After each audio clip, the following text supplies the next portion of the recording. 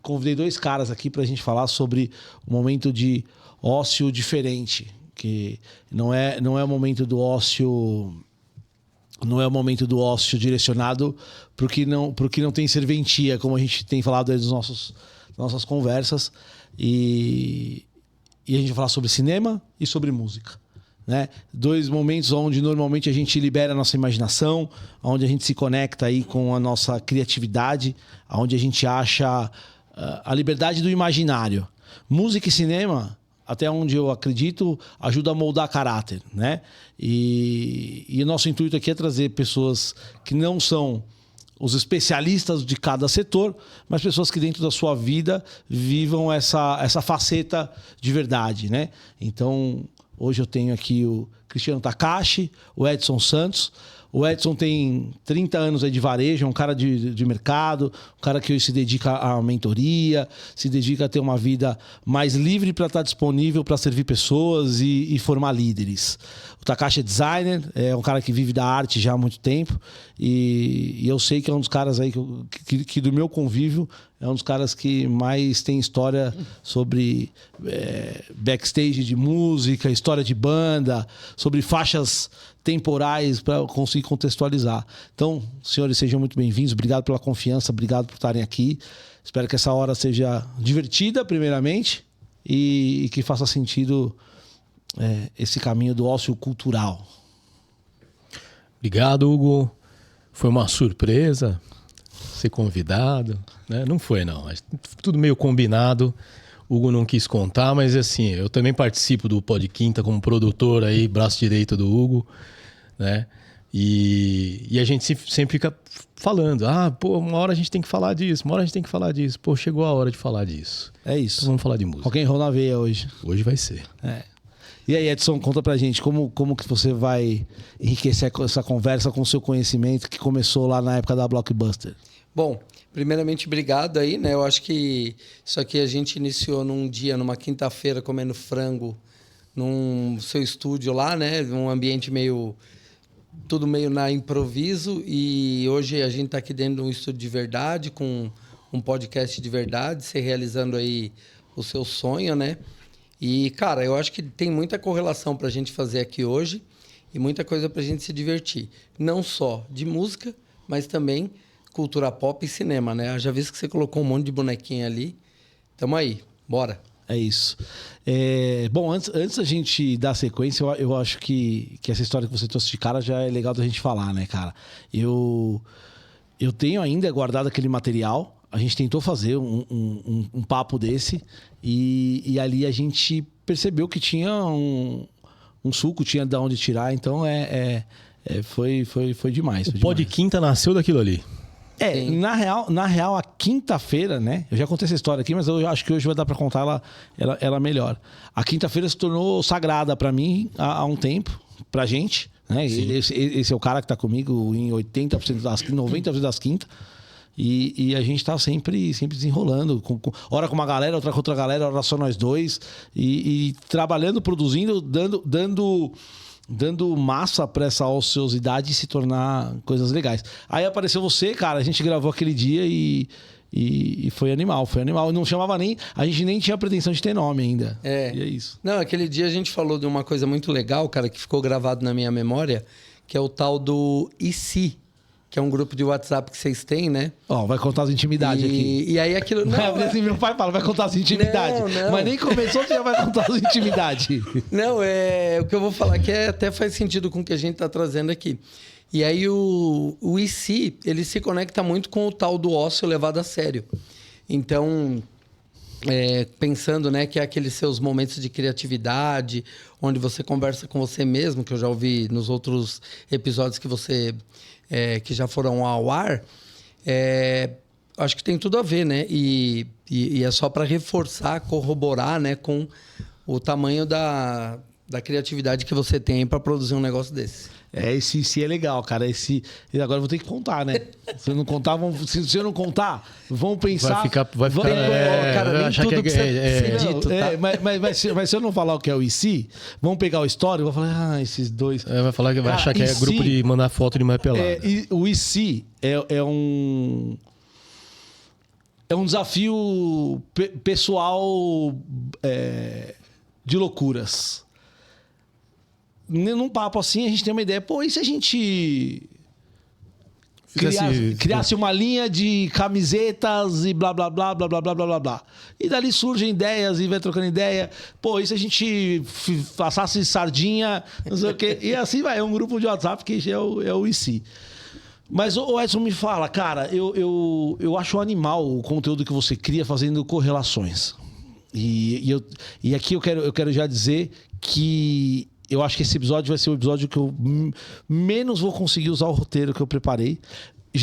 Esse é o 6º, né? Tentam tirar meu roteiro desde o primeiro. O Guilherme, que tá ali pilotando, ele não deixa, né? Porque tem que ser tudo pautadinho, bonitinho. Mas esse daqui eu já vi que não vai rolar. É culpa do patrocinador, inclusive, novo, que já a gente fala dele. Sim. É isso. Mas eu acho animal, cara, essa correlação, esse lance de você achar...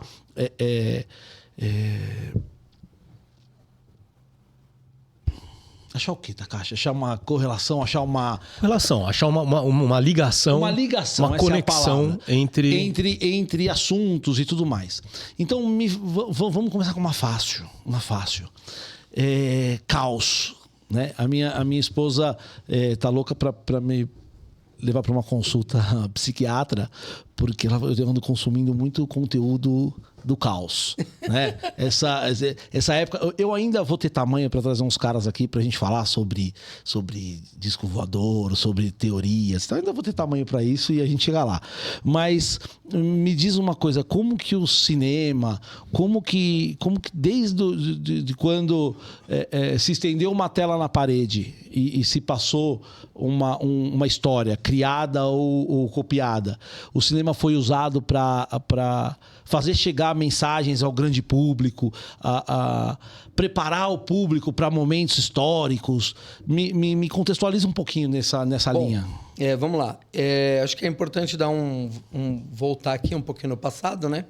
Lá em 1996 eu entrei na Blockbuster, uma das maiores videolocadoras que muita gente não conhece, que teve no Brasil, né? Então foi Jovens não conhecem, né? Que Blockbuster era o programa da sexta-noite e alugar filme na Blockbuster. Sim. E Blockbuster, ele veio do termo literal, que é o arrasa quarteirões.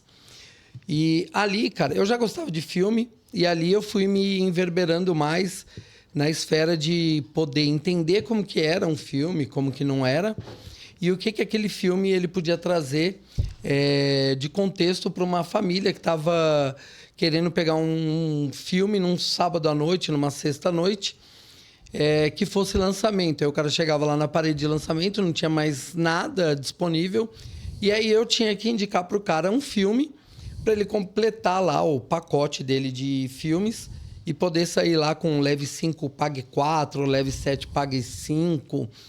E aí, cara, isso foi me trazendo... eu sempre fui um cara criativo, né?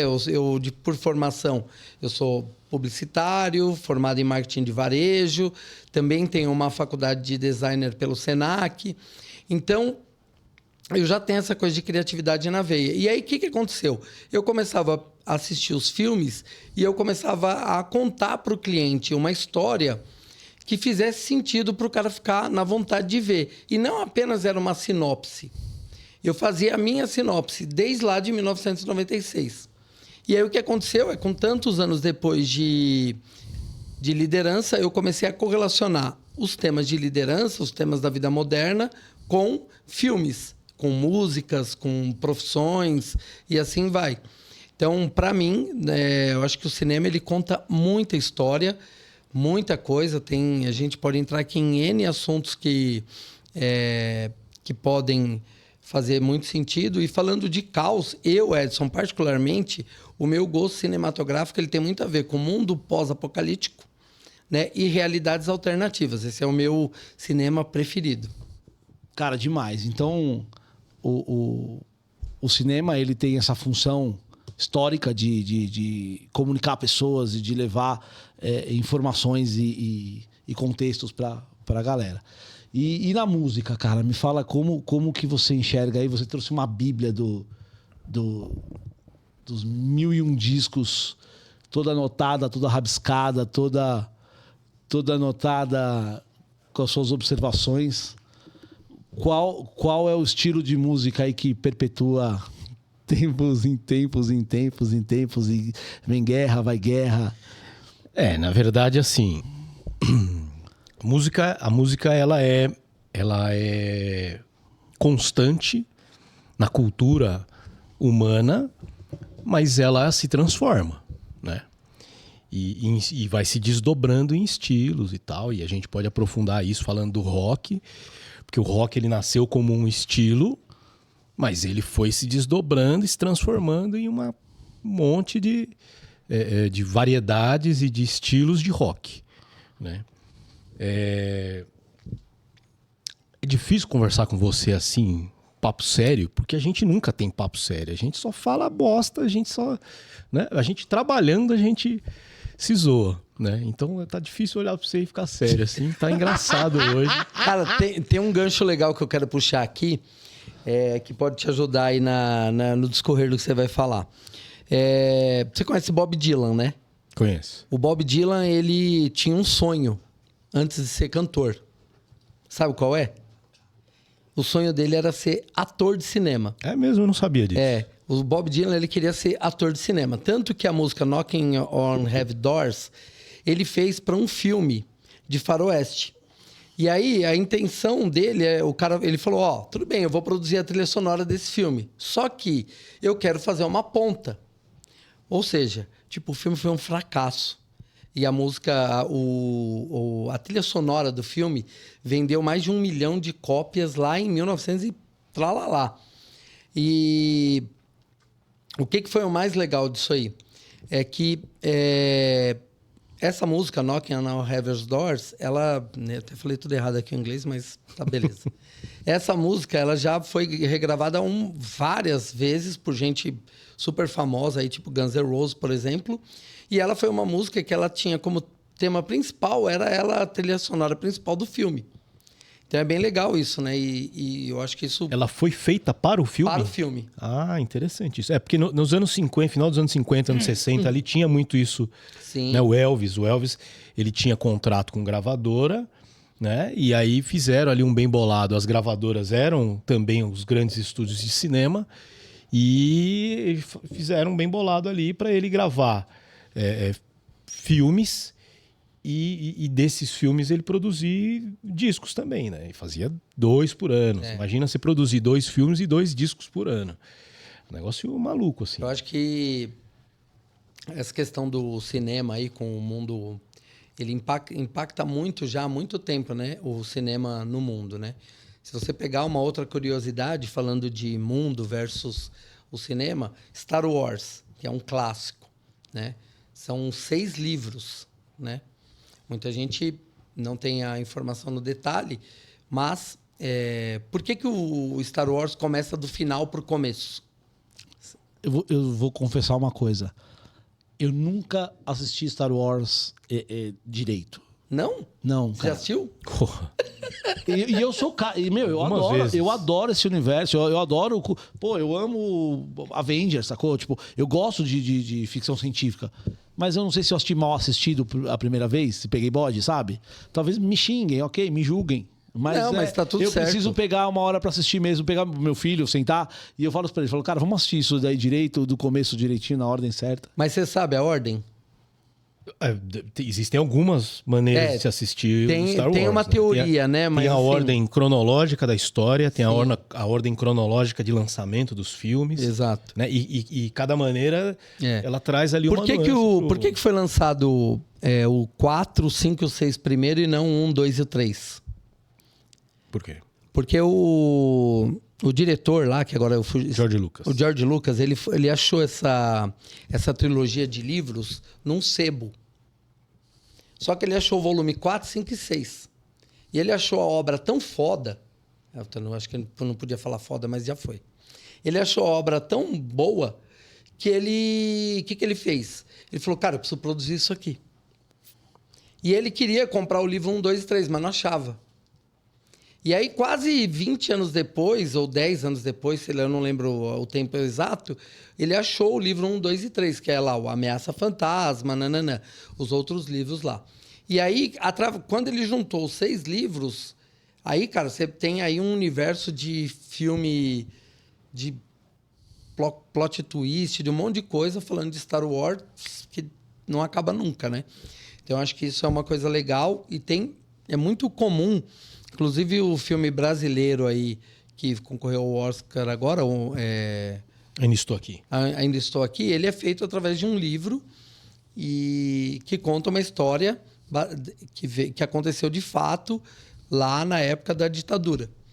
Então, acho que, em geral, os livros, a vida, ela é traduzida para o cinema. Eu tenho uma teoria que é assim, o cara não acorda e vai lá e fala, hoje eu vou fazer um filme de Alien. Eu não acredito nisso. Acho que, cara, claro que Alien é uma coisa muito profunda, mas eu imagino que alguns títulos de filme, o cara, ele tirou aquilo de algum lugar, não simplesmente pura da imaginação. O cara que ele é escritor de cinema, ele é um criador igual a gente que é designer, né? E ele também tem contrato com grandes estúdios e tal, e o cara chega e fala, você tem que me entregar um filme esse ano. E com certeza ele deve chegar uma hora e sentar e falar, mano, o que eu vou fazer? Não tem também, tem uma hora que seca a fonte. Normal, acontece, né? Então eu acredito que deve ter muitos filmes, e a gente percebe que algumas sequências, talvez aconteça isso, por isso que a qualidade tende a cair, disso acontecer. Do cara falar, ele tem que entregar um filme, ele tem que entregar ali porque tem um contrato e tal, e acabou, não tá sem inspiração, tá sem ideia, tá sem... E aí, entendeu? Então acho que isso acontece também. Edson, me diz o seguinte, dentro desse mundo aí do cinema, dentro de todo esse teu estudo, esse teu conhecimento, e o legal é você me dizer que você foi buscar esse conhecimento para, no final das contas, você servir melhor o teu cliente, né? O teu cliente que queria ir lá, queria alugar 2, já sabia que queria os filmes que ele viu anunciado eu ia falar na internet, mentira, naquela época não era, né? Era no trailer, era nas mídias da época, e ele se propunha a fazer um review do vídeo ali na hora, falando, olha, tal. Nos dias de hoje, né? Como que você enxerga na época de tudo rápido, tudo dos 15 segundos, tudo dos 30 segundos, como que você enxerga a evolução das histórias, a riqueza de detalhes? Porque no final é isso que vira referência, é isso que vai virar fonte de inspiração, é isso que vai virar ideias mesmo para novos projetos, para tampar aquele buraquinho que falta da história. Bom, eu acho que a história dos 15 segundos, cara, ela já existia mesmo lá em 1996. Porque quando você ia fazer uma sinopse para o cliente, você imagina que a loja estava lá lotada. Então, não dava para você fazer uma sinopse ali em meia hora, né? Senão, não era sinopse. Então, acho que esse lance de você chamar a atenção de uma forma mais rápida está muito vinculado ao tal do pitch de vendas. Então, quando a gente vai traduzir, a gente faz isso no dia a dia. Quando a gente se vende aqui, na hora que você fez a abertura, você está fazendo uma chamada de uma forma rápida e curta para prender a atenção de alguém para algo bem legal que está por vir aí. Então, eu acho que, pensando que hoje o celular, né, a tecnologia, trouxe uma velocidade para as coisas, a gente precisa ser muito mais criativo no gancho, empreender a atenção da pessoa num curto espaço de tempo, né? Nos 3 segundos. Mas se a gente pensar isso para a vida moderna, né? Para a vida real, quando você vai numa balada, né? Quando a gente ia numa balada... Há 30 anos atrás. E a gente ia... olhava ali para uma garota, aquele flerte do olhar era os 3 segundos que hoje a gente precisa para prender uma atenção num vídeo curto, para scrollar a tela. E você fala, olha, peraí, isso aqui é interessante. A gente fazer isso Adorei no olhar. o verbo, scrollar. Adorei. Os verbos modernos. É isso, não, animal. É isso aí, cara. É pouco tempo e pouca ideia, né? Resolve rápido. Ô, Taka, e se os dias de hoje aí fossem um som, uma banda? que a gente tá... Seria um som bem bosta. Eu acho que o panorama musical de hoje reflete bastante a realidade de geral, assim, política, econômica, intelectual. Eu acho que a música reflete muito isso, né? A música, eu penso que assim, ela tem dois papéis muito importantes e que ao longo do tempo moderno ela veio sendo negligenciada até chegar nos dias de hoje. Você estava falando de que as coisas precisam prender atenção muito rápido, 15 segundos, 3 segundos, isso é verdade. Com o advento aí do TikTok, do Instagram, e que começou-se a utilizar músicas para produzir vídeo, para fazer dancinha, enfim, você não utiliza a introdução de uma música para fazer a dancinha, você pega o refrão. O que isso começou a exigir dos artistas? Os artistas pops hoje, eles produzem música para serem consumidos nessas plataformas. Então a música ela já começa com o refrão, né? Ela perdeu toda aquela construção melódica que existia, de uma introdução, de um verso inicial, aí do início do refrão, o refrão... Não, ela já começa no refrão, ela é assim, sabe? É um chiclete do começo ao fim. Por quê? Porque ela precisa ter essa velocidade de grudar na cabeça. Nós que somos roqueiros aqui, que Deus me livre de ser roqueiro. Que nós gostamos de rock, né? Tem uma coisa que o rock ele tem muito mais forte que outros gêneros de música, que é o riff da guitarra, que é o famoso 3 segundos ali, né?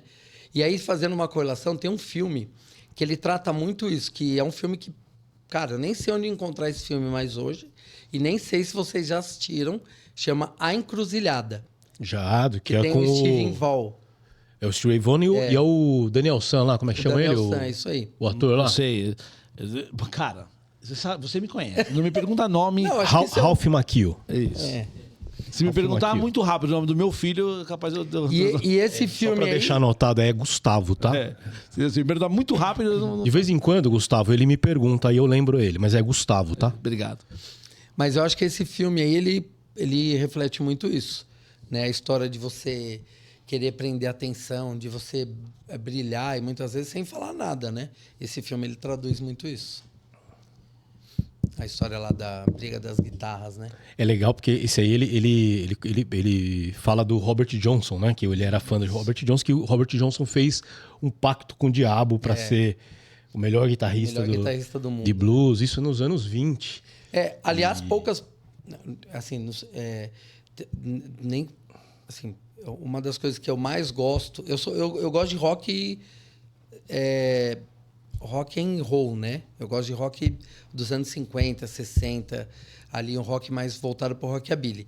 E o rock, ele vem do blues, né? Do blues. Ele vem do blues. Inclusive o próprio Elvis e assim vai.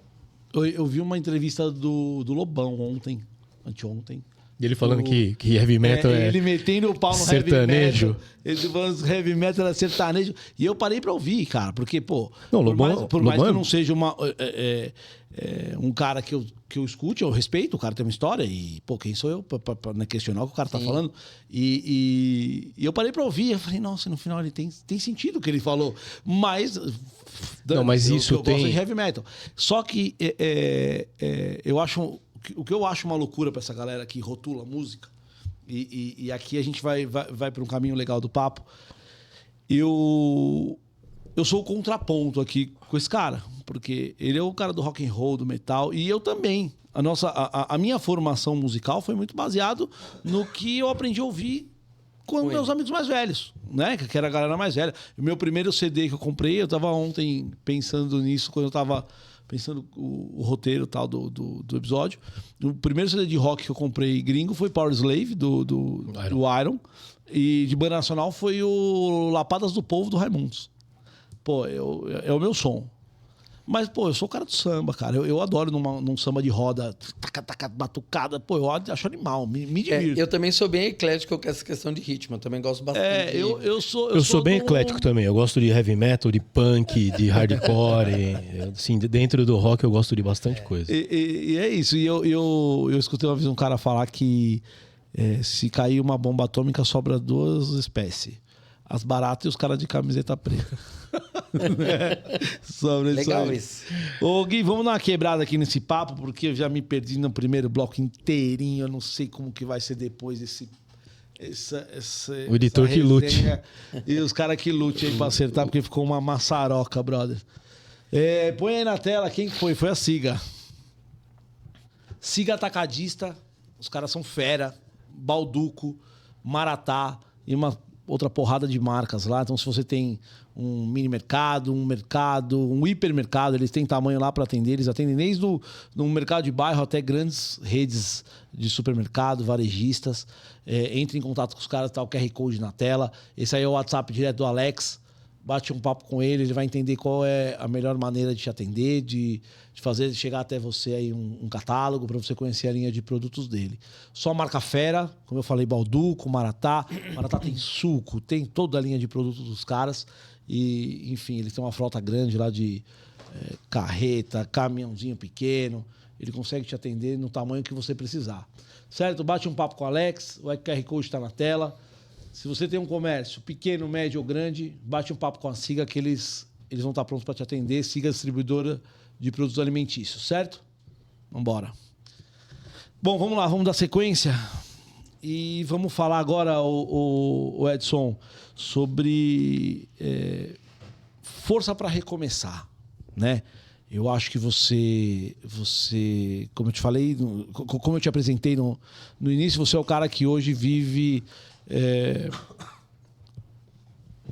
uma vida mais disponível para servir pessoas, né? Tua ideia é lidar com mentoria. Sei que tem uma galera aí que te acompanha, que você ajuda em transição de carreira, em posicionamento e tudo mais. Mas o nosso assunto é cinema. E eu quero que você me ajude a enxergar aí, dentro do teu conhecimento de cinematográfico, quem que é esse Edson aí? Quem que é esse cara? Quem que é o filme ou o personagem que traz essa história para ajudar a ilustrar a tua história? Bom, pensando um pouco assim no quesito principal, né, do meu propósito, que é servir, né? Acho que esse se eu pudesse dizer aqui qual é o meu propósito de vida, é servir. E hoje, se eu fosse ilustrar aqui alguma coisa sobre a minha trajetória, ou Edson, quem ele é, falando de cinema, cara, tem bastante filme aí que fala sobre, que pode traduzir quem eu sou. Mas eu hoje sou um cara que criei uma mentoria, que é o Método Real, e que trabalha em cima da chave do código. A chave do código nada mais nada menos do que o filme do Jogador Número 1. Então eu criei a mentoria em cima do filme O Jogador Número 1. E qual foi o objetivo de fazer isso? É poder tirar as pessoas do limbo da liderança, do limbo do dia a dia. Aquelas pessoas que estão lá no mundo corporativo, que elas fazem um monte de coisa dentro do lugar que elas estão, já estão lá há anos, mas ninguém nota elas lá. Então eu gosto muito da história do pegar na mão. Eu sou o cara que vai te ajudar, não só com a mentoria, mas no dia a dia. Eu gosto muito dessa coisa. Vamos fazer, peraí, vem cá que eu vou fazer com você.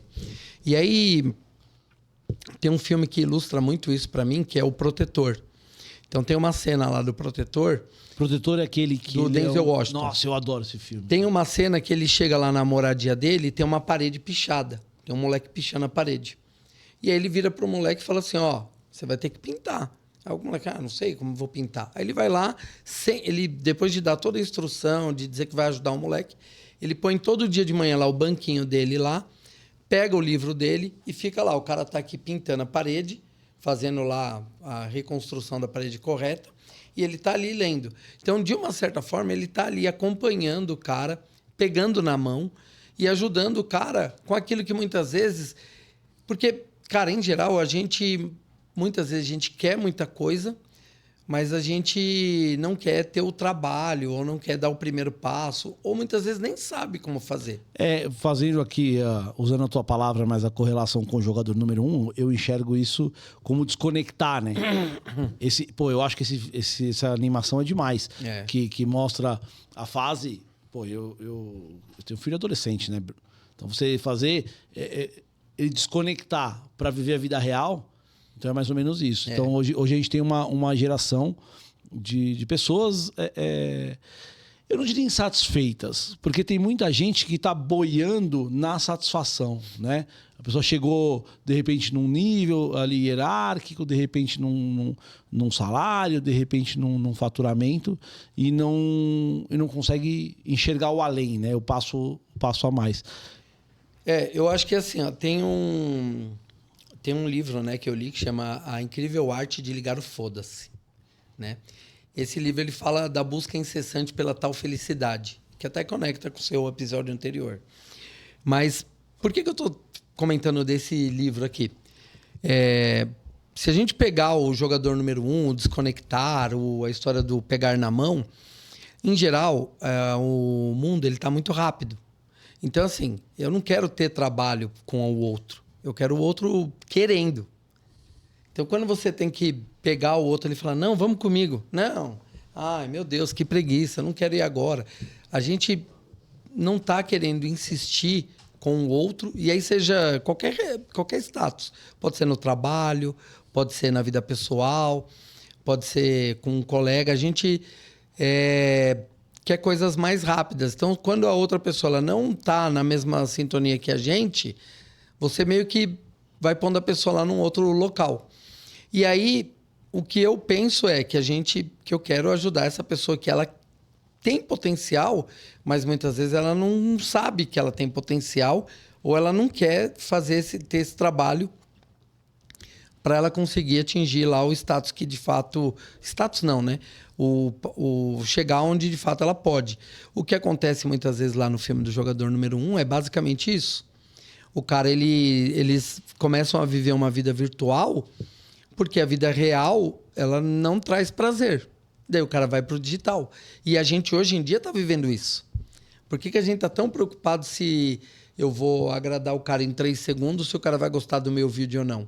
Dane-se se o cara vai gostar do meu vídeo. Ah, você tá fazendo aqui o podcast. Você não tá fazendo aqui preocupado se alguém vai gostar ou não. Você tá fazendo porque é uma coisa que você acredita. Claro. Entendeu? Que é uma coisa que você acredita, tem a sua essência, a sua verdade. E vai ter alguém que vai gostar desse conteúdo e vai consumir. E vai ter quem não vai gostar. E tá tudo bem. Né? Uma frase moderna também, né? E tá tudo certo. É isso. É isso. Ô, Taka, e na música, cara? Me fala desse documentário do Ozzy. Não sei se você já teve tempo de assistir. A gente tá gravando aqui na semana que foi lançado. E que representa aí o que a gente pode tirar de lição da figura Ozzy Osbourne para a cultura em geral, para a transformação da música e aí fazendo correlação com o nosso mundão aí. Saiu esse documentário, né, agora e na Paramount, né?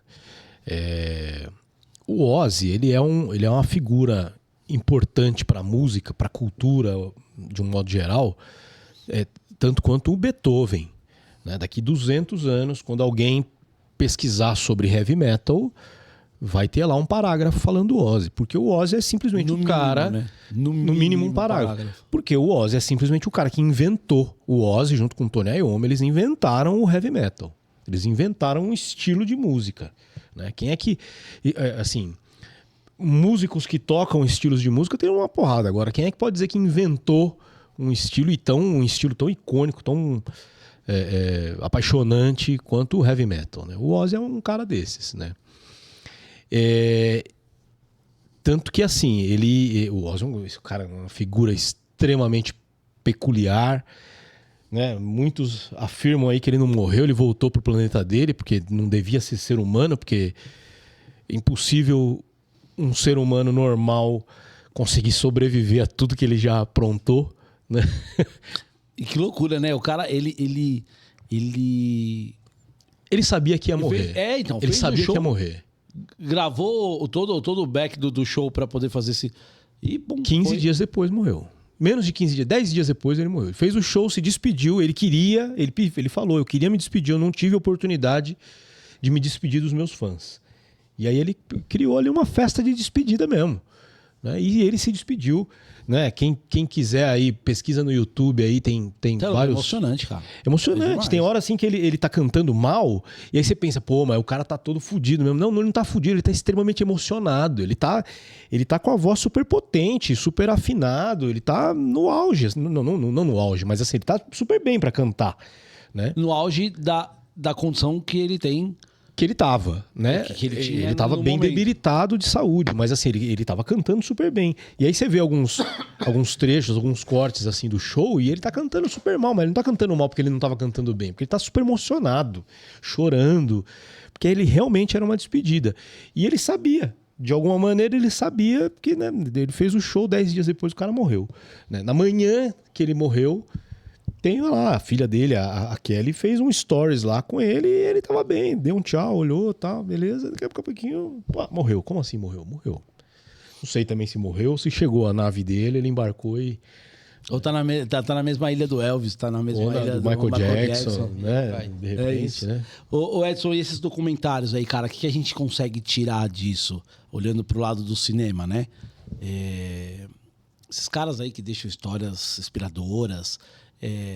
a galera hoje, eu não sei se essa geração mais nova consome esse tipo de conteúdo e tal, mas como que esse tipo de conteúdo aí a gente consegue puxar e trazer lições, correlações, direcionamentos pro dia a dia seja no corporativo, seja na nossa vida e, enfim, nesse mercado todo de biografia? Eu vejo que, cara, a biografia em si, a gente nunca foi muito fã de consumir, né? Porque era um negócio meio maçante. Eu sempre gostei. O que a indústria fez foi transformar isso num filme, com roteiro. Então você tem um filme da Whitney Houston, né? Você tem um filme do Bob Dylan aí, concorreu ao Oscar. Tá pra sair o do Michael Jackson aí logo mais. Tem um filme... tanto que o filme, esse que tá pra sair... Ele tá com uma cara mais de entretenimento. O que acontece? Quando você vai contar uma história de alguém, tem coisas que são reais e tem coisas que são ficção, né? Que são ali aquelas coisas que ninguém nunca vai saber se foi verdade ou não, porque nem tudo dá para comprovar. E eu acho que eu penso muito nisso. Qual é o tipo de biografia que você quer deixar, né? Qual é o legado que você quer deixar? Então, acho que o que uma videografia traz é um legado. Então, quando você olha lá Beatles, Ozzy e assim vai, né? Tem milhões de caras aí que passaram por aí e tem uma biografia maravilhosa e a gente muitas vezes entende que isso é o legado da pessoa. Tem gente que deixou legado bom e tem gente que deixou legado ruim. Então, você pega aí, por exemplo... Chris Cornell, Amy Winehouse, o Jim Morrison, por exemplo, são pessoas que na música foram sensacionais, mas na vida não deixaram um legado, né? Deixaram um legado ruim. Cara, mas você sabe que isso é um gancho pra gente falar uma coisa muito importante, assim. A gente vive num tempo onde todo mundo colocado de ponta cabeça, batido com prego e deixado sangrar até o final, se a pessoa não concorda com uma coisa que você fala, com uma versão tua, né? E eu tive uma conversa muito, muito profunda ontem com uma pessoa sobre isso, falando, cara, eu não tô nem aí pra tua pior versão, eu quero a tua melhor versão. Eu quero conversar, por exemplo, aqui no Pod Quinta, eu quero conversar com a tua versão que faz sentido para você e para o nosso contexto, né? Eu quero conversar com a tua versão, com a tua melhor versão. E eu não sei se pela velocidade que a gente vive ou pela necessidade de se ter razão, né? Porque hoje o lance é esse. Não adianta só eu gostar de heavy metal. Eu preciso falar mal do sertanejo. Eu preciso provar que o heavy metal é melhor do que o entendeu? outro. Eu preciso... Não, porque tecnicamente... Cara, o bom é o que é bom pra mim. O bom é o que é bom pra você. Entendeu? Então, o que eu acredito... Uma biografia mostra que as pessoas são pessoas de verdade, né? Eu curto mais um filme que conta uma história do que um documentário. livro, biografia, eu curto bastante, mas assistir um filme documentário... Interpretado. Isso, eu É que prefiro. assim, um documentário, ele é um documento. Ele tem um compromisso, na maioria das vezes, nem sempre é assim, mas ele tem um compromisso com a verdade, com a veracidade das informações. Uma cinebiografia, nem tanto. Né? Porque tem episódios da vida de todo mundo que não é tão interessante assim para um filme, para virar um filme. Então aí os produtores, eles se veem obrigados ali a preencher ali certas lacunas para tornar um negócio mais atraente para o cinema. Isso é normal, isso Virar acontece. um produto, né? Para virar um produto, porque senão, porra, você imagina, você pega uma vida inteira do cara, o dia a dia, o cara cagando lá, o cara tomando café, não é interessante. É interessante o cara tomando porre, o cara sofrendo um acidente de carro. Até o porque cara... é isso aí que molda o artista. E ali o que tá se vendendo é a versão... Entendeu? Não é você o pega dia a dia. Você pega o filme do Elvis, por exemplo, que conta, na verdade é contado a versão do empresário do Elvis. Ele fala muito mais sobre o Elvis. Tipo, o filme ficou muito mais legal, muito mais assistível.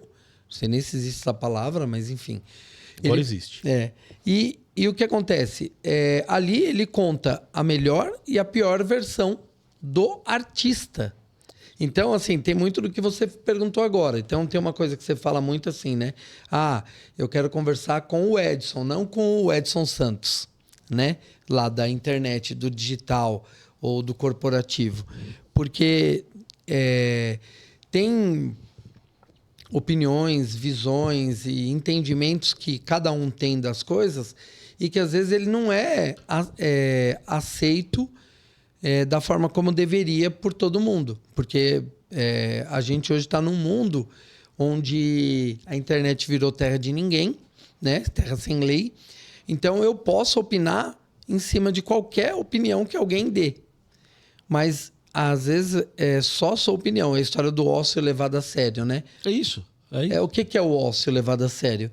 Não, e é tão terra de ninguém que você pode opinar sobre a outra pessoa sem nem aparecer. Sim. Você E pode hoje fazer isso tem de forma muita totalmente gente fazendo muito conteúdo de muita coisa e tem... por exemplo, vou falar do meu tipo de conteúdo. Tem muita gente falando de liderança na internet e vendas que sequer Ele não liderou... gostou um bico no balcão, né? Nunca, isso. nem liderou ninguém. E só que o cara consegue falar daquilo ali, porque o cara ele é articulado, porque ele é desenrolado, porque ele aprendeu a nova profissão do momento, que é... Ser influencer. Tem Ser muito influencer. influencer que é assim, né? Que o cara é o tal dos influencers que vendem curso. Sim. Vende curso, ensina a vender curso. O cara tem um curso que ensina a vender curso. E a ideia do cara nunca é resolver o seu problema, é sempre vender outro curso. Isso. É isso. Entendeu? Especificamente, por exemplo, a minha mentoria ela não trata nada disso. Eu não tenho uma mentoria que vai vender outra mentoria. Eu só tenho uma mentoria.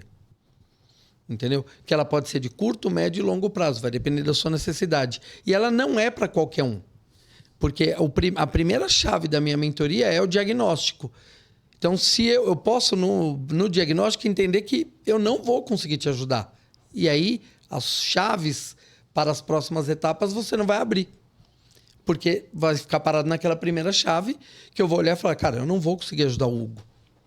Entendi, porque depende da resposta do diagnóstico. É a energia que reverbera, né? Se não encaixar, não tem sentido. Tem uma coisa que, assim, a gente fala muito assim, a pessoa tem que querer. Cara, às vezes a pessoa não sabe o que quer. Né? Não sabe, muitas vezes não sabe nem que precisa querer. Ela não sabe o que ela quer. Tipo, ela tá... Por quê? Às vezes ela tá lá naquele mundo, ó céus, ó dia, né? O Harley lá, né? A hienazinha. Ninguém vai saber o que é isso. Calma, gente. Depois o Takashi, o produtor, coloca lá a legenda da hiena. Então, assim, a hienazinha, ela fazia isso. Ó céus, ó dia, ó vida. Na verdade, para ela tudo tava ruim. Aí o que acontecia? Vinha alguém lá e mostrava para ela que era possível não ser ó céu, ó dia, ó vida. E aí ia lá e resolvia o problema que a hiena tinha. Então, certo. É muito isso. Vamos trazer o assunto mais para dentro da sala de cinema e para o estúdio de música. E vamos Vamos tentar explorar mais esse universo de referências. Pô, no cinema a gente tem clássicos e eu brinco que sempre é tempo de surgir um novo clássico, né? Eu tenho muita coisa nova. A pessoa fala, hoje em dia não tem mais nada novo que presta. Eu não sou desse time. Eu acho que tem muita coisa nova que surge feita com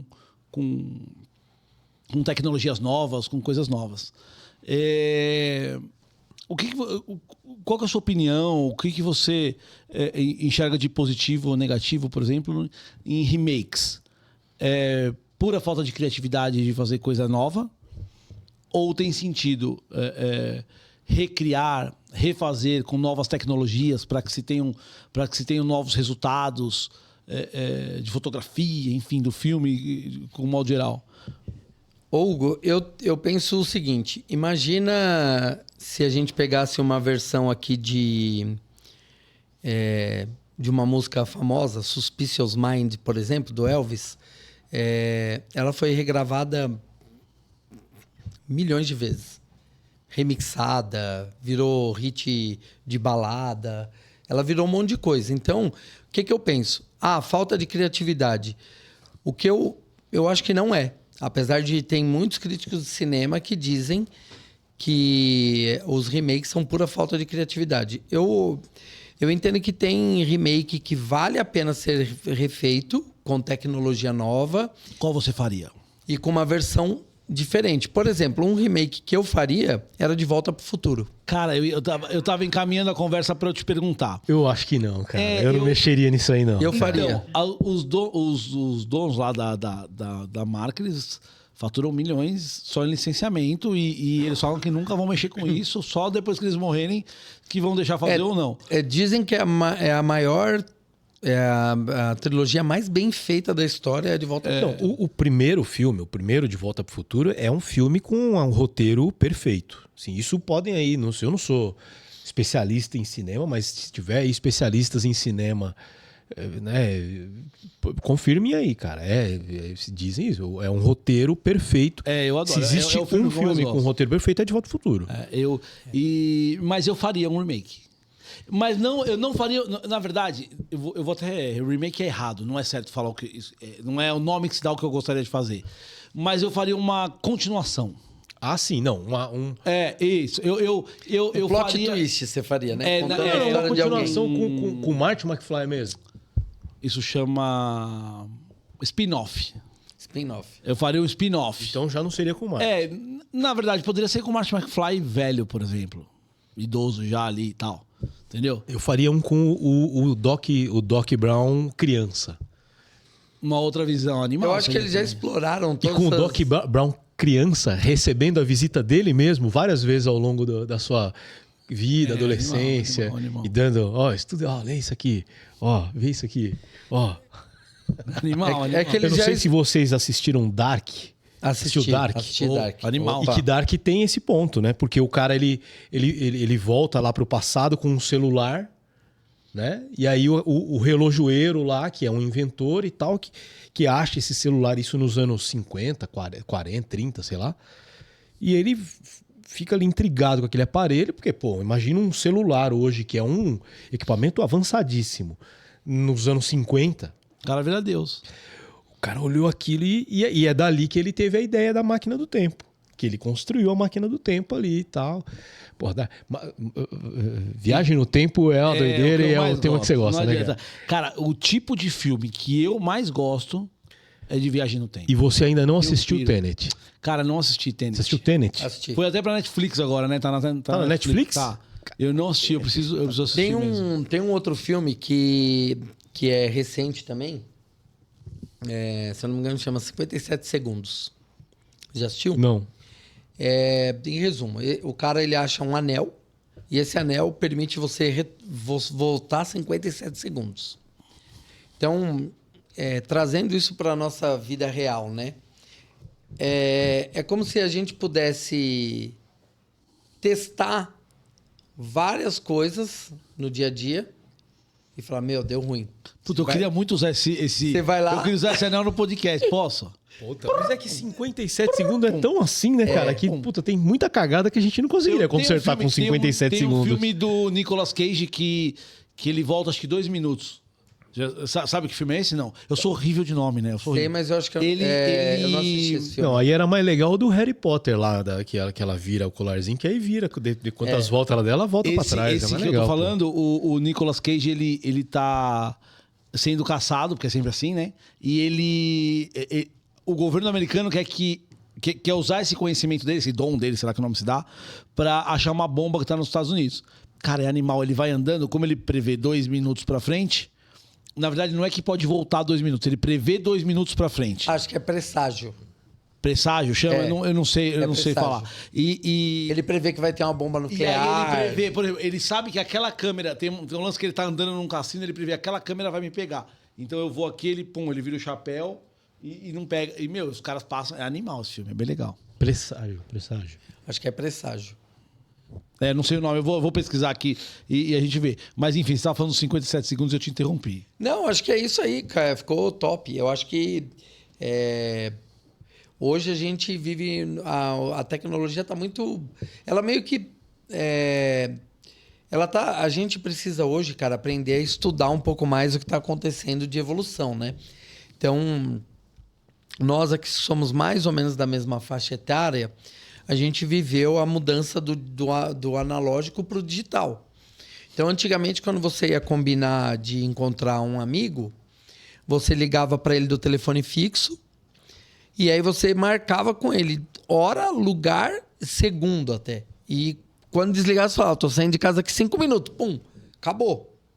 Zero comunicação. Agora você manda a localização no WhatsApp, o cara fica te olhando ali em tempo real. Onde e é que aí, faltando às vezes 5 minutos para você chegar, você desmarca. Hoje acontece isso.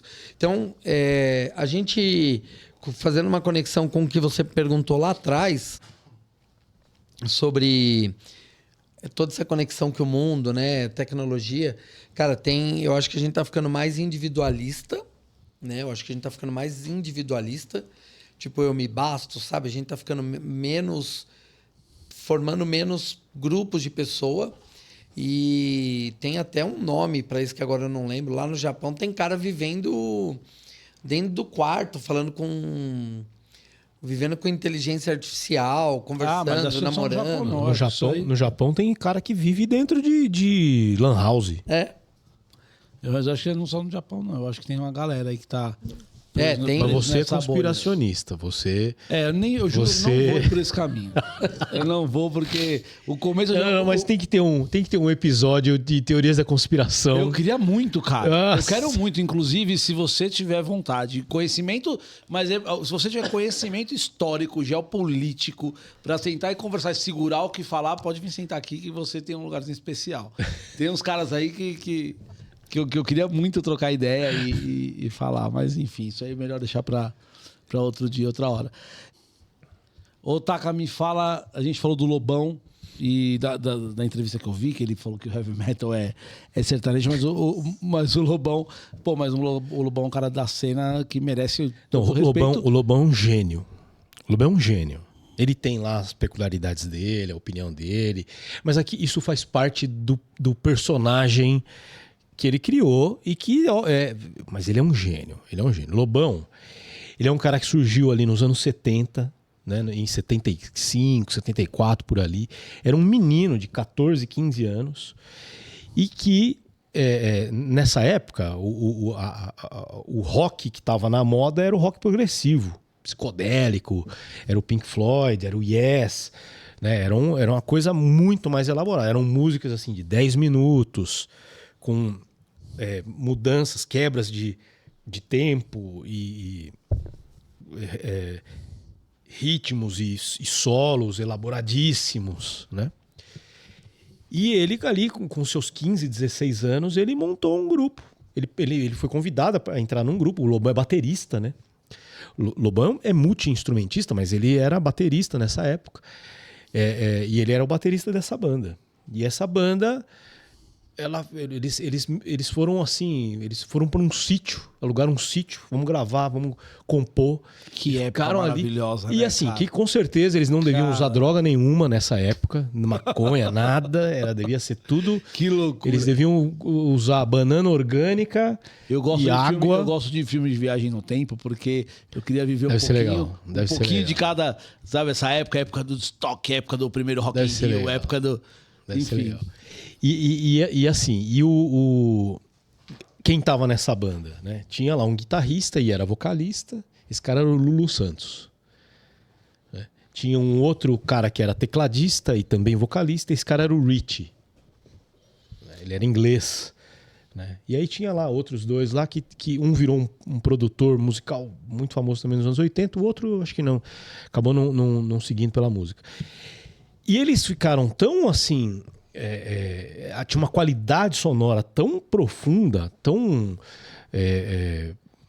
uma excelência tão grande, que na época o tecladista do Yes conheceu eles numa viagem ali pro Rio de Janeiro, conheceu eles e virou o produtor deles. E o cara falou: eu vou sair do Yes, eu quero entrar nessa banda, eu quero entrar na banda. Você vê, o cara ele já era...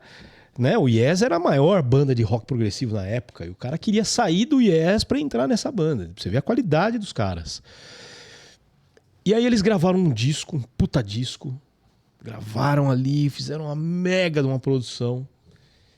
E aí foram lançar isso em 76. Acontece que em 76 o rock virou uma chave assim. Porque surgiu lá em Nova York uma banda chamada Ramones e ao mesmo tempo explodiu esse mesmo movimento na Inglaterra com Sex Pistols e com The Clash. E aí nasceu o punk, que era o oposto total do rock progressivo. Eram músicas rápidas, com poucos acordes, gritado e aquela coisa, né? E aí e eles cantavam a revolta que a juventude sentia. Né, que eram músicas de protesto, o rock progressivo, ele era o rock dos boyzinhos, dos riquinhos. E o punk era dos pobres, era da molecada pobre. Então era uma música cheia de revolta, cheia de protesto, cheia de raiva. E isso bateu na cultura pop como um meteoro, né, cara? Como uma bomba atômica e foi pra rádio imediatamente. E afundou, foi assim a tampa do caixão do rock progressivo. Então, essa banda do Lobão, que era o Vimana, quando ia nascer, ia ser a maior banda de... Essa época que a punk top no Brasil, o que era? Na verdade, bem nessa época, ainda não, foi quando começou a surgir isso. Isso foi assim, o início do punk no mundo. Então no Brasil chegou um pouquinho depois. Tem uma história legal que você me contou outro dia, que é do Clemente, né? O Clemente, o Clemente o punk nasceu no Brasil com o Clemente, com Inocentes, né? Plebe Rude. A Plebe Rude veio depois, né? Já veio assim, na segunda Porão, metade dos anos 80. O Ratos é de 82, né? Ah, tá. Mas era o Cólera, né? Mas só voltando aí. E o Lobão, embora ele tivesse nessa banda de rock progressivo, ele tinha essa atitude punk. E a hora que ele viu aquilo, ele se apaixonou, ele falou: puta, é isso. E aí a banda acabou ali, o Lobão virou o Lobão, o Lulu Santos foi pro pop, explodiu, gênio do pop também. O Rich também. O Rich acho que fez um sucesso só. Eu não lembro de outra música. Além do Menina Veneno, eu não lembro. Tem uma outra também dele que é hit também. Mas acho que o Menino Veneno é a única música, né, sucesso dele.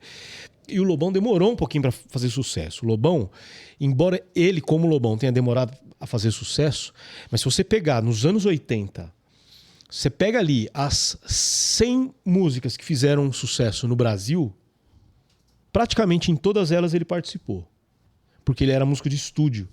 Então, quando você falou que ele tocou com a Rita Lee, provavelmente ele gravou alguns discos com a Rita Lee como músico de estúdio. Só que ele, como personagem, ele não emplacava. É muito legal. Depois vocês procurem aí algum podcast, tem no Flow, tem no Inteligência Limitada, entrevista do Lobão, é muito legal. O Lobão é um gênio. Ele tem aquela aquele jeito peculiar dele, meio doidão, meio maluco e tal, mas aqui é um personagem. Ele é um gênio, o cara é um gênio. Animal. Eu gosto muito dele. E gosto muito das músicas dele também. Animal. Ele deu uma enveredada pro pop depois também, né? Fez até umas músicas bem... Mas no final dos anos 80, 90, né? Não, acho que todo mundo fez essa curva que foi quando... E aí você gosta, porque você fala que você gosta do grunge, né? Sim. Foi quando o rock morreu, falava, não, o rock acabou, o rock morreu. E aí veio os anos 90 e veio o Nirvana com grunge e o rock explodiu. Já tinha o grunge, né, nessa época, mas aí veio, né? Já tinha, mas eu acho que o Nirvana veio com ele levantou a banda, mas você tinha ali, né, Audioslave, você tinha bandas de... Não, Audioslave não, era o Soundgarden. Soundgarden, veio depois. Né? Você tinha o Soundgarden, você tinha algumas bandas ali.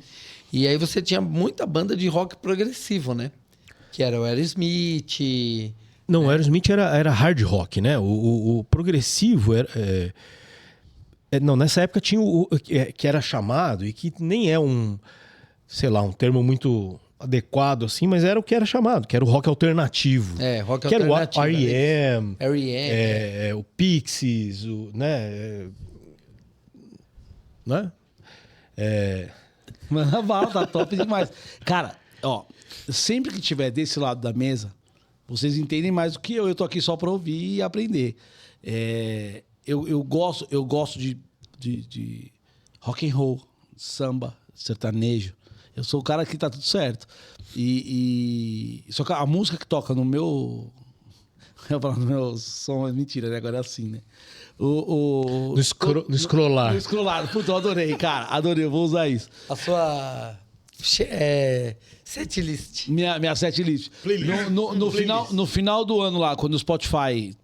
Pô, é sempre as 3, 4 primeiras bandas, é tudo banda de metal, banda de rock and Cara, roll. deixa eu fazer uma pergunta aqui pra vocês aí, até de curiosidade, pra saber se vocês sabem. Conhecem Jair Rodrigues, né? Top. Cara, eu tenho história muito legal do meu pai com ele, que depois que você falar eu conto. Jair Rodrigues, ele era de qual ritmo musical? Ele era ali dos anos 60, né? Era da Jovem Guarda, ele era era de um pop rock ele cantava ali. Samba, rock, funk ou qual que era o outro ritmo que tinha nessa época? Era um soul. Na verdade, ele meio... Eles acreditam isso a ele, e eu acho muito justo, que ele inventou o rap, né? Isso, então. Ele inventou o rap. Não é que ele cantava rap. Ele cantava lá... Tem que tomar cuidado.